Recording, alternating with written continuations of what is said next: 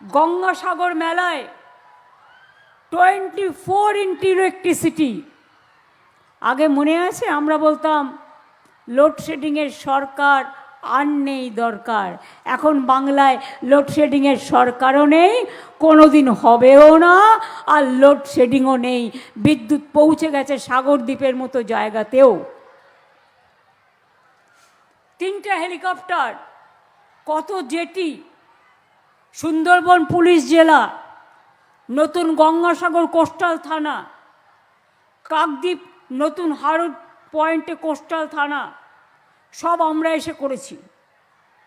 এছাড়াও আজকে আরও 100 ডরমেটরি বেডের একটা উদ্বোধন করা হলো, যেখানে 100 জন এসে থাকতে পারে আরও, এবং সারা বছরের জন্যই।